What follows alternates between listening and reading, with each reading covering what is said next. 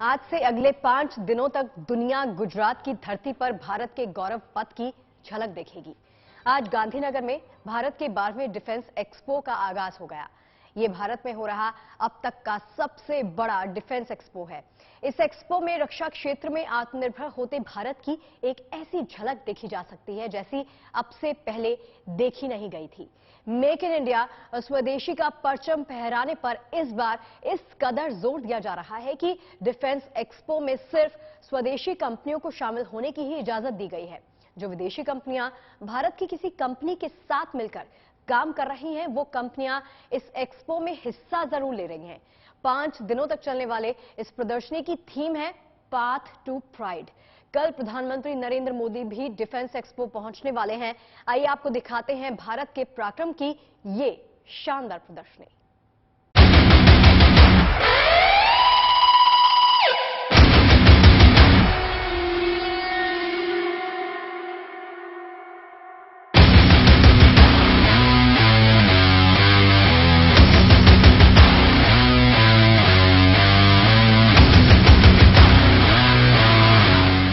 Defence expo में स्वदेशी का परचम है। यहां नई ब्रह्मोस का दम है। यहां ATAGS गन सिस्टम का पावर है। यहां गरुड़ा गन सिस्टम की धाक है। तो वहीं नागास्त्र की झलक भी है। यहां अल्ट्रा होवित्जर का कमाल है। यहां पिनाका का जमाल है। ये मेक इन इंडिया की मिसाल है। ये झलक है गांधीनगर में शुरू हुए भारत के अब तक के सबसे बड़े डिफेंस एक्सपो। ये वो तस्वीर है जिसके जरिए दुनिया आज भारत के डिफेंस सेक्टर का दम देख रही है। गुजरात के गांधीनगर में 5 दिनों तक चलने वाले डिफेंस एक्सपो में आत्मनिर्भर भारत की वो झलक दिखाई दे रही है जो आज से पहले किसी एक्सपो में दिखाई नहीं दी। डिफेंस एक्सपो 2022 पिछले 11 डिफेंस एक्सपो से बेहद अलग है। इस डिफेंस एक्सपो में डिफेंस सेक्टर में भारत के इंपोर्टर से एक्सपोर्टर बन जाने की कहानी दुनिया के सामने रखी गई। डिजाइन, डेवलपमेंट और मैन्युफैक्चरिंग में महारत हासिल करने की ओर तेजी के साथ आगे बढ़ा है। मित्रों, इस राष्ट्र ने पिछले कुछ वर्षों में आर्म्स के सबसे बड़े इंपोर्टर से एक एक्सपोर्टर तक की ट्रांसफॉर्मेशनल जर्नी तय की है। यह इस जर्नी को और अधिक गति देगा, ऐसा मेरा विश्वास है। आज से लेकर 22 अक्टूबर तक गांधीनगर में डिफेंस एक्सपो 2022 का आयोजन किया जा रहा है और डिफेंस एक्सपो के 12वें संस्करण की थीम पाथ टू प्राइड यानी गौरव का पथ रखा गया है। इस एक्सपो की थीम यानी पाथ टू प्राइड माननीय प्रधानमंत्री श्री नरेंद्र मोदी जी के आत्मनिर्भर भारत और आत्मनिर्भर रक्षा क्षेत्र के दृष्टिकोण के सर्वथा अनुरूप है। साथियों, पाथ टू प्राइड इस एक्सपो की महज एक थीम भर नहीं है बल्कि नए भारत। देखिए, इस डिफेंस एक्सपो में सबकी निगाहें उस मिसाइल पर टिकी हैं जिसकी डील ने भारत को डिफेंस क्षेत्र में एक एक्सपोर्टर का दर्जा दिलवाया। मैं बात कर रही हूं दरअसल ब्रह्मोस की। डिफेंस में ब्रह्मोस मिसाइल के अपग्रेडेड वर्जन को दिखाया गया। आइए आपको लेकर चलते हैं गांधीनगर और दिखाते हैं कि आखिर कितना घातक है ब्रह्मोस का ये नया अवतार।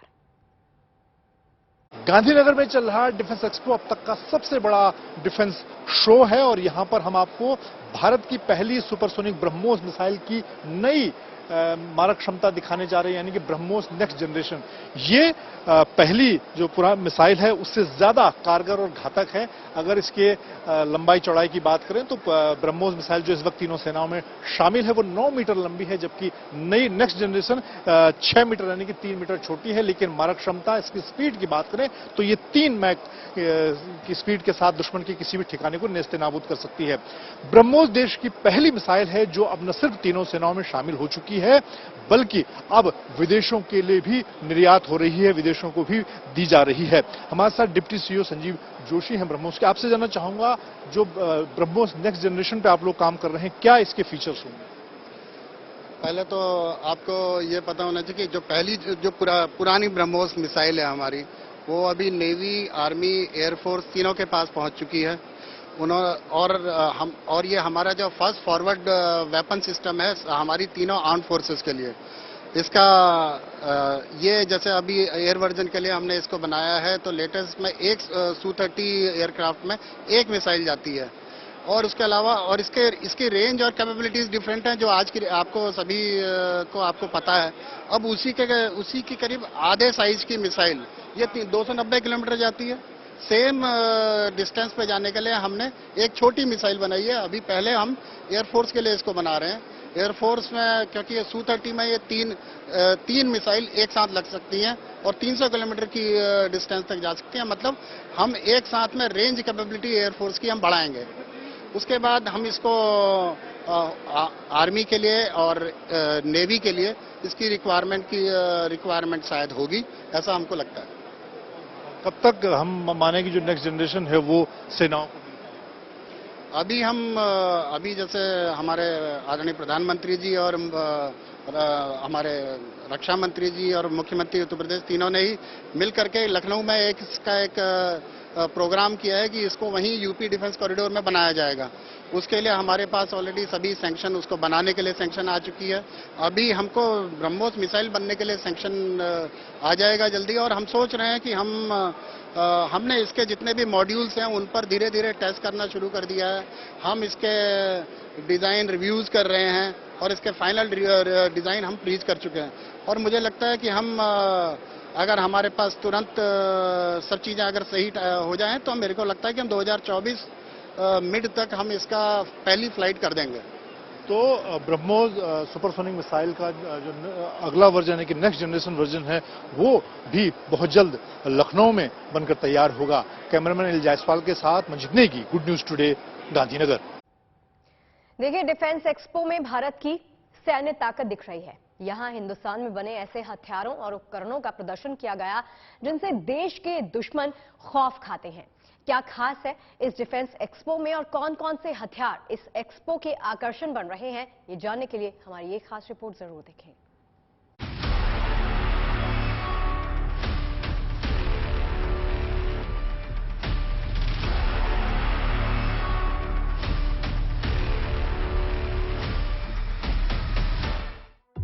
भारत की जमीन पर हो रहा अब तक का सबसे बड़ा डिफेंस एक्सपो।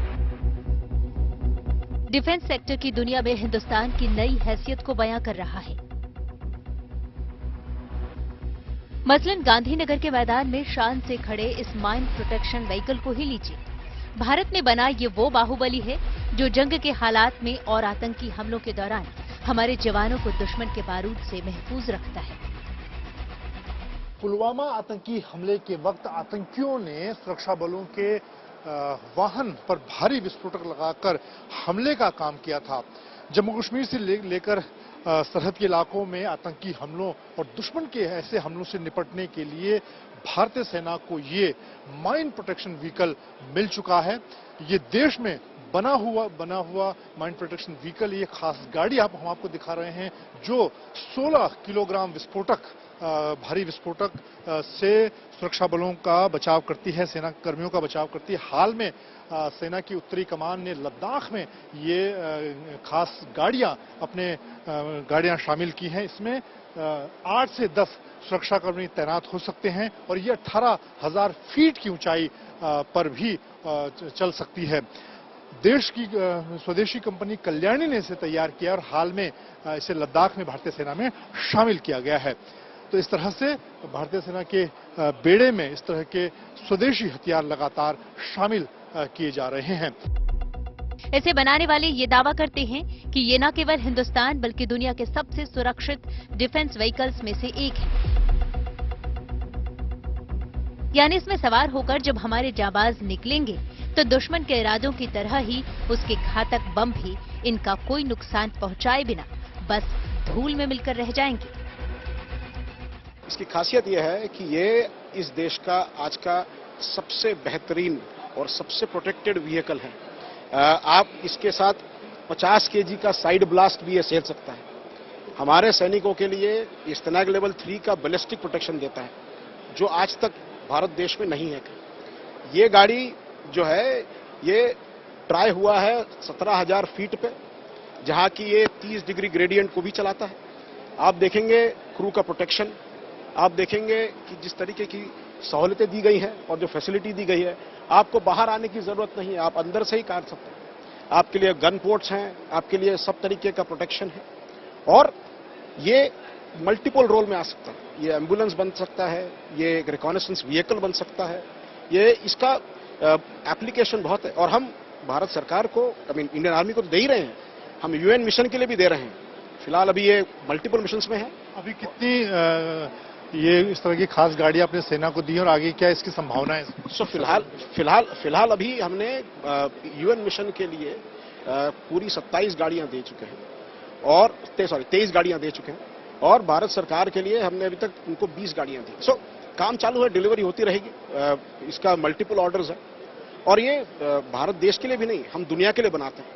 हमारे पार्टनर्स भी हैं जिनसे हम काम करते हैं और इसका 90% भारत में बनता है। सो इंडियन कंटेंट इसका 90% है। हमारे पार्टनर्स हैं पैरामाउंट ग्रुप जिनसे हम काम करते हैं और गाड़ियां डेवलप करने के लिए दुनिया भर के लिए, पर देश के लिए ये सबसे बेहतरीन प्रोटेक्टेड गाड़ी है आज के। अगर डिफेंस में माइन प्रोटेक्शन व्हीकल बेमिसाल है, तो वहीं इस एक्सपो में तैनात अटैक्स गन सिस्टम दुश्मन के डिफेंस की धज्जियां उड़ाने का कमाल करती हैं। पिछले कुछ साल से डीआरडीओ प्राइवेट कंपनियों के साथ मिलकर इस गन सिस्टम के एडवांस्ड वर्जन को तैयार करने में जुटा था। कई सालों के रिसर्च एंड डेवलपमेंट के बाद ये made in India gun system कई खूबियों से लैस हो गया है। तो ये हमने डीआरडीओ के साथ डेवलप किया है। ये है एटैक्स, ये दुनिया का बेस्ट गन है। इस बंदूक को बनाने में ये, और बाय द वे ये सबसे तेज रफ्तार से बना हुआ है। आप देखेंगे कि इसकी शुरुआत हुई थी 2016 में, जब पहली बार ये फायर हुआ था और आज ये इसके ट्रायल्स ऑलमोस्ट खत्म हो गए। इंडियन आर्मी ने इसका इतना ट्रायल्स लिया है, सिक्किम में ट्रायल्स हुए हैं, राजस्थान में ट्रायल्स हुए हैं और इसका एक्यूरेसी कंसिस्टेंसी जो है वो दुनिया के बेस्ट गन का है। तो आप और हमारा जो इनोवेटिव फ्रंट टोइंग मॉडल है, जिसकी वजह से आप जितने भी घाट हैं वो आप आराम से पार कर सकते हैं। ये बंदूक 15,400 फीट पर गई है। कोई भी इतनी बड़ी बंदूक आज तक कहीं नहीं देखा होगा आपने कि इतने हाइट पे जाती है। तो वहीं दुश्मन के परखच्चे उड़ाने में गरुड़ गन सिस्टम का भी कोई जवाब नहीं। इस गन सिस्टम को भारतीय कंपनी कल्याणी ने तैयार किया है। तो ये है 105 गन, जिसको अदरवाइज भी फील्ड गन कहते हैं। लेकिन आज जो हो रहा है उसमें आपको शूट एंड स्कूट, यानी आप गोला दाग के निकल जाइए वहां से, नहीं तो आपके पास उल्टा फायर आएगा। तो उसके लिए ये बंदूक बनी है, जिसपे ये जो व्हीकल है ये 18,000 फीट पे ट्राई हुआ है। इंडियन आर्मी ने इसका बड़ा ट्रायल लिया है और अभी प्रोसेस चालू है, जब ऑर्डर आएगा। लेकिन ये बेस्ट चीज है जहां पे आप इसको डायरेक्ट फायर रोल में इस्तेमाल कर सकते हैं, आप जैसे चाहो। और ये खासियत इसकी ये है कि इसका जो पावर टू वेट रेशो है, जो इंजन है इसका बड़ा पावरफुल है और उसके चलते आप एल्टीट्यूड, हाई एल्टीट्यूड पे इसको डिप्लॉय कर सकते हैं, जो आज हमारी जरूरत है भारत देश में। गरुड़ गन सिस्टम को देश के सबसे दुर्गम युद्ध क्षेत्रों में तैनात करने के लिए बनाया गया है। ये ऐसी जगह जाता है जहां रास्ते नहीं होते, ये उसी के लिए बनी है। इसके पास इंडिपेंडेंट सस्पेंशन है, इसको रास्तों की जरूरत नहीं है और ये 18,000 फीट तक जहां आप शायद सोच भी ना सके, शायद सिर्फ जिप्सी जाती हो, वहां पे ये गाड़ी जाता है as a weapon system. Defence expo 2022 में जहां भारत के बेहतरीन गन सिस्टम्स की झलक दिखाई दे रही है, तो वहीं Pinaka multi rocket launcher system भी लोगों को रोमांचित कर रहा है।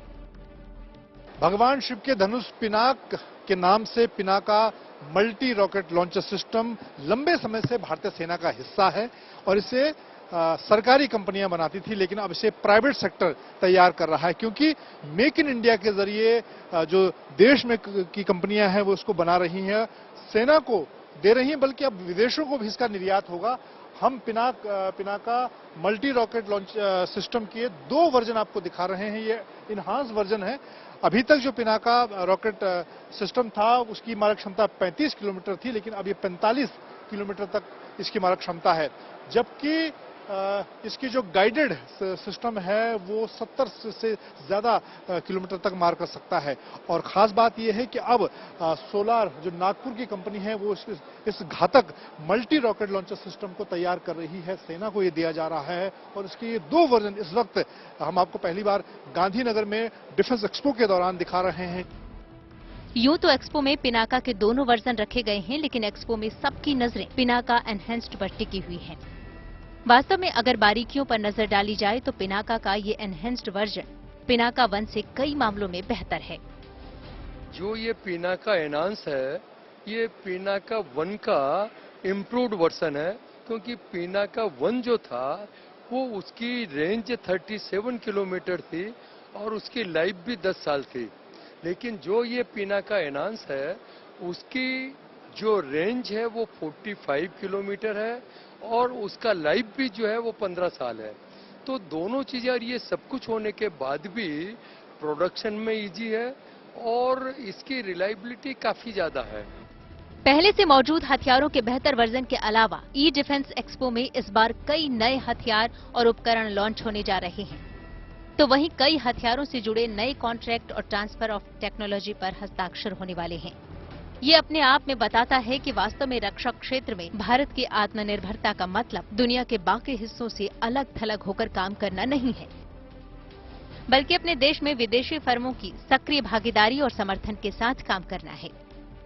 गुजरात के इस डिफेंस एक्सपो ने दुनिया भर के हथियार खरीदारों के लिए भारत का डिफेंस मार्केट खोल दिया है। डिफेंस एक्सपो 2022 में हर गुजरते दिन के साथ वैश्विक पटल पर डिफेंस एक्सपोर्ट में भारत की दावेदारी मजबूत होती जाएगी। गांधीनगर से मंजीत नेगी के साथ bureau report, good news today. देखिए, भारत के सबसे बड़े सामरिक महोत्सव को हमारी सशस्त्र सेनाएं किस तरह से देखती हैं और डिफेंस एक्सपो 2022 से क्या है हमारे जांबाजों की उम्मीदें, ये जानने के लिए हमारे संवाददाता मंजीत नेगी ने बातचीत की है भारतीय नौसेना के vice chief vice admiral SN Ghormade से। सुनिए। गांधीनगर में चल रहे डिफेंस एक्सपो में इस बार मेक इन इंडिया पर खास जोर दिया जा रहा है। प्रधानमंत्री नरेंद्र मोदी उद्घाटन करने जा रहे हैं। हमारे साथ वाइस एडमिरल एसएन घोरमड़े साहब हैं। आपसे जानना चाहूंगा कि जो प्रधानमंत्री नरेंद्र मोदी लगातार इस बात को कह रहे हैं कि तीनों सेनाओं को स्वदेशी हथियार मिलने चाहिए, इस बार के डिफेंस एक्सपो में आप किस तरह का रिस्पांस देख रहे हैं मेक इन इंडिया को लेकर? धन्यवाद मंजीत, ये बहुत ही अच्छा मौका है और जब जहां प्राइवेट इंडस्ट्री को पूरा प्रोत्साहन दिया जा रहा है कि मेक इन इंडिया और स्वदेशी हथियार बनाए जाए, और इसका रिस्पांस बहुत ही अच्छा है। और जिस तरह से हमारे ये स्टॉल्स लगे हैं और तरह तरह के हथियार और कैपेबिलिटीज दिखा रहे हैं, ये भारत स्वदेशी हथियार बनाने में पूरी तरह सशक्त हो सकता है और यह काबिलियत हमारे देश में है। हमारे जो भी इंडस्ट्रीज तरह तरह के आए हैं, इन्होंने यह साबित कर दिया है कि हमारा देश पूरी तरह मजबूत हो सकता है। प्रधानमंत्री नरेंद्र मोदी एक बात कहते हैं कि फ्यूचर की जो लड़ाइयां, जो चैलेंजेस हैं सेनाओं के सामने, वो हमें स्वदेशी हथियारों से लड़नी होगी। मैं तो पूरी तरह सहमत हूं इससे, क्योंकि माननीय प्रधानमंत्री जी ने जो ये हमें आत्मनिर्भर का नारा लगाया है, ये हम नौसेना तो आत्मनिर्भरता पे बहुत पहले से काम कर रहा है और इससे हमें बहुत प्रोत्साहन मिला है और आगे की लड़ाई हमें अपने ही हथियारों से लड़नी पड़ेगी और ये हमारी क्षमता हमारे देश में है और हमारे जो इंडस्ट्रीज हैं और डीआरडीओ सब मिलजुल के काम करेंगे तो हम यह काबिलियत जरूर पा सकते हैं। एक आखिरी सवाल सर, मौजूदा जो हालात हैं सरहद पे और हम देख रहे हैं रूस यूक्रेन युद्ध काफी लंबे समय से चल रहा है, नौसेना के लिए क्या इसमें आप सोचते हैं कि आप इसमें लेसन सीख सकते हैं, क्या सबक ले सकते हैं?